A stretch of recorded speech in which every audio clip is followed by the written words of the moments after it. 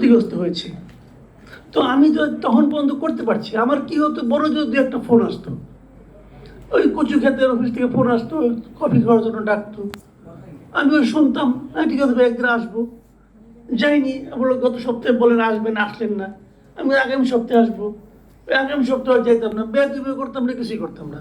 তো ওরা এক্সপোর্ট যে ভাবছে এটা গুরুত্বহীন ব্যক্তি, কিছু হয় নাই। এরকম ভাবে আমি কিন্তু খুবই ভাগ্যবান লোক, খুবই ভাগ্যবান, আমি সারা জীবনে ভাগ্যবান ছিলাম।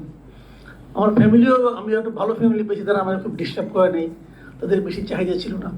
এই যে ওই সময় কি করেছি এটা আপনাদের কথা শুনলে মনে হয় আমি আসলে কিছুই করিনি।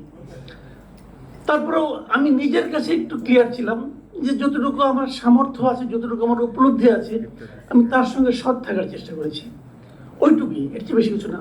কিন্তু আমি কিছু না করলেও আমার কিন্তু স্বপ্ন ছিল যে আমি আসলে কি চাই। আমি যে জিনিসটা চাই তার কিছু কিছু পাচ্ছি হয়তো বা, যেমন আমি কথা বলার সুবিধা চাই, আমি যে বিশ্বাস করি তাই উচ্চারণ করতে চাই, আমার প্রফেশনে যারা আছে তারা যা বলতে চায় তারা যেন বলতে পারে সেরকম একটা পরিবেশ চাই। আমার কাছে মনে হয়েছে গণমাধ্যম কিন্তু আমার দেখা মতো, আমার প্রায় 35 ইয়ার্স আমার জার্নালিজমের মানে অভিজ্ঞতা, আমি বলবো যে গত 1 মাসে 1.5 মাসে গণমাধ্যম মানে আমার অভিজ্ঞতা এত এত বেশি স্বাধীনতা কখনো পাইনি। এমনকি আপনারা যদি বিটিভি দেখেন, আপনি বিটিভি দেখলে অবাক হয়ে যাবেন যে এটা কি বিটিভি হচ্ছে। আমি আমার এই এত বছরের জীবনে 2বার বিটিভিতে ডাক পেয়েছি এই সময়ের মধ্যে এসে। আমি বিটিভিতে আমাকে যখন ডাকলো, আমি বললাম দেখো ভাই, আমি কিন্তু আমার মতো করে কথা বলবো, আর তোমরা যদি আমার সেই কথা কাটো তো আমার নিজের একটা প্ল্যাটফর্ম আছে, ওখানে মিটিয়ে নিয়ে বলবো যে তোমরা কেটেছ। ওরা বলছে ভাই আপনি আসেন, কোনো সমস্যা নেই, আমার ডিপার্টমেন্টের ছোট ভাই তারা। আমি কিন্তু ওখানে বসে ডক্টর ইউনূসের সমালোচনা করে আসছি। ডক্টর ইউনূসের যে জিনিসটা আমার ভালো লাগেনি, এখনো লাগে না, আমি কিন্তু ওটা ওখানে বলে এসেছি। আপনি এত না পছন্দ হয় না, আপনি এই কথার সঙ্গে আপনার কাজের মিল নেই। এবং পরে বিশ্বের সঙ্গে লক্ষ্য করেছি ওইটা বিটিভি অনিয়ার করেছে, এবং আমাকে একজন ফোন করে জানিয়েছে। তো আমি তো ভাবছিলাম যে বিটিভিতে যে আপনি বিটিভির মতো হয়ে গেছেন, কিন্তু এখন তো দেখতেছি বিটিভি আপনার মতো হয়ে গেছে। এই যে বিটিভি আমাদের মতো হয়ে যাওয়া, সাধারণ মানুষের মতো হয়ে যাওয়া, একটা বোকা মানুষের মতো হয়ে যাওয়া, আমার জীবনে আমি কখনো কল্পনা করিনি যে গণমাধ্যম এতটা স্বাধীনতা পেতে পারবে। পেরেছে, এটা আমার জন্য একটা বড় অর্জন, আমার স্বপ্ন, এটা আমি আসলে স্বপ্ন দেখি নাই এটা কখন হবে, কিন্তু বিটিভি হয়েছে। কিন্তু বিটিভির খবরটা বোধহয় অতটা হয়নি। আমি আমার এক্সপিরিয়েন্সটুকু বললাম। আবার অন্য অনেক দিকে যে স্বপ্ন ছিল আমার, সেই স্বপ্ন মানে পূরণ তো হচ্ছেই না, আদৌ পূরণ হবে আমার কাছে এমনও মনে হচ্ছে না। যেমন ধরুন আমি একটা এক্সাম্পলতে বলি আপনাদেরকে, একটা ক্রিকেট টিম মনে করুন দেশের বাইরে যাবে, বাংলাদেশের জাতীয় দল বাইরে যাবে, আমরা কি করি, নির্বাচকরা আছেন জ্ঞানী লোক, কিন্তু তারা জ্ঞানী লোক একটা টিম নির্বাচন করেন। আমি জীবনে ক্রিকেট খেলি নাই, আমিও কিন্তু বলি যে ইন্ডিয়া যাচ্ছে খেলতে, একটা বাঁহাতি স্পিনার নাই কেন? আরে ভাই, বাঁহাতি স্পিনার ডানহাতি স্পিনার পার্থক্য আমি বুঝি, জীবনে কোনদিন খেলছি, কিন্তু আমি তো সমালোচনা করি। এবং আমি সমালোচনা করার পর তারপরে একটা আমি মনে করি, অথবা আমাদের কেউ কেউ বলেন এটা একটা ভাঙ্গা টিম নিয়ে গেছে, একটা মাজা ভাঙ্গা টিম, এই টিম কিছুই করতে পারবে না। তারপর যদি ওই টিম জিতে আসে আমি কিন্তু খুশি হই। তো আমি যখন প্রথম দেখলাম এই যে একটা উপদেষ্টা পরিষদ গঠন করছে, আমি এরকম আনহ্যাপি হয়েছি, আমার কাছে এটা মাজা ভাঙ্গা এক টিম মনে হয়েছিল। এখন যদি এই টিম ভালো করে, আমার যে খুশি আর কেউ হবে না। এবং এটা আমি শুরুর দিনই বলেছি, যেদিন এটা টিমটা যেদিন শপথ নেয় ওই দিন আমি নিউজ 24 বলেছিলাম, আমি ওই শপথ দিচ্ছে তার মন্তব্য চাচ্ছে, আমি বলছি এই টিম আমার পছন্দ হয় না ভাই, এই টিম আমার কাছে মনে হয় না এরা খুব ভালো করবে। এবং তখনও বলেছি, এবং আমি মানে খুবই দুঃখের সঙ্গে লক্ষ্য করলাম যে আমার আশঙ্কাগুলি যেন সত্য হচ্ছে। আমার আশঙ্কা মিথ্যা হলে, ভুল হলে আমি খুশি হইতাম, কিন্তু আমি খুশি হওয়ার চেষ্টা করতেছি, কিন্তু খুব একটা পারতেছি না। কোটা বিরোধী আন্দোলনের মাধ্যমে একটা সরকার হয়েছে, এই সরকার গঠনই করা হয়েছে কোটার মাধ্যমে, একদম সিম্পলি কোটার মাধ্যমে। এনজিও কোটা, ঢাকা ইউনিভার্সিটি ল ডিপার্টমেন্টের কোটা, চট্টগ্রামের কোটা, গ্রামীণ ফোনের কোটা, গ্রামীণের কোটা, এই তো কোটা। এবং পাওয়া না কোনো আপত্তি ছিল না যদি সেই লোকগুলি ক্যাপেবল হতো। আমার কাছে এখন পর্যন্ত তাদেরকে খুব ক্যাপেবল মনে হচ্ছে না। যদি শেষ পর্যন্ত খেলায় জিতে ভালো, হাততালি দেবো, খুশি হব। কিন্তু এখন পর্যন্ত সেরকম কোনো নমুনা কিন্তু আমি দেখতেছি না।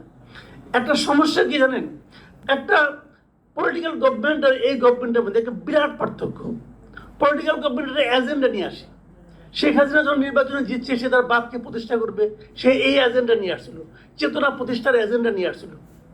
কিন্তু এই গভর্নমেন্ট কোনো এজেন্ডা নিয়ে আসে নাই, বরঞ্চ এই গভর্নমেন্টকে এই দেশের আপামর জনসাধারণের প্রত্যেকটা মানুষের এজেন্ডাকে ধারণ করতে হচ্ছে। আপনি কি চান, আমি কি চাই, উনি কি চান, যদি সবাইকে লিখতে বলেন যে আপনার 10টা করে চাহিদা লেখেন, দেখবেন 10টার মধ্যে প্রত্যেকের সঙ্গে 2টা থেকে 3টা বেশি মিলবে না। অথচ আমাদের এই প্রত্যেকের চাহিদা মেটাবেন এই প্রত্যাশা আমাদের সবার মধ্যে আছে। এই প্রত্যাশাকে গিয়ে এই গভর্নমেন্ট ধারণ করা দূরের কথা ভাই। ওনারা কি উপলব্ধি করতে পারেন যে এতগুলি চাহিদা আমাদেরকে ঘিরে হচ্ছে? আমার কাছে মনে হয় নাই, আমার কাছে আদৌ মনে হয় নাই। তো এটা নিয়ে বলতে গেলে আবার নানা রকম বলে, অনেকে বলে হ্যাঁ 2 দিন গেল না এখনো তুমি সমালোচনা করো। ভাই আমি সমালোচনাটা কেন করি? করি এই করার দরকার বলে করি। আমাদের প্রধান উপদেষ্টা খুব ভালো মানুষ, উনি বলেছেন যে আপনারা বেশি বেশি করে সমালোচনা করেন। হয়তো ওনার কথাটা মানার জন্য করি, মাইনা করি, তা সহ্য হয় না কেন ভাই? নাকি খেলে বলার জন্য বলেন যে সমালোচনা করেন কিন্তু করলে কিন্তু সহ্য করবো না? ভাই এই আলাপ করে তো কোনো লাভ নাই। একটা কথা মাথায় রাখতে হবে, আপনি এখানে আসছেন, আপনাকে কেউ হাতে পায়ে ধরে আনে নাই, আপনি দায়িত্ব নিয়ে আসছেন। আপনি বুঝেন নাই আপনাকে কি করতে হবে। এখানে উমামা কথাটা বললেন, আমি উমামাকে স্যালুট জানাই যে আপনাকে বুঝতে হবে আপনাকে পায়ে ধরেন নাই, জানলেন না ভাই, বিদায় নেন না, কেউ যাবে না। অবসর প্রাপ্তির পর যখন কেউ পুরস্কার পায় সে নড়তে চায় না। এখানে অবসরপ্রাপ্ত লোককে আইনে পুরস্কৃত করা হয়েছে, ঝিমায় বাসায় ঝিমায়, তো এখন সচিবালয় এসে ঝিমাচ্ছে। This is the point. আমি আপনাকে একটা কথা বলি, দেখেন একটা সিম্পলি একটা উদাহরণ দিয়ে বলি। আপনারা 5 জন এডিশনাল সেক্রেটারিকে নিয়ে আসলেন এখানে, কি বলে নিয়ে আসলেন? একদা বঞ্চিত হয়েছিল, তারপরে তো রিটায়ারমেন্টে চলে গেছে।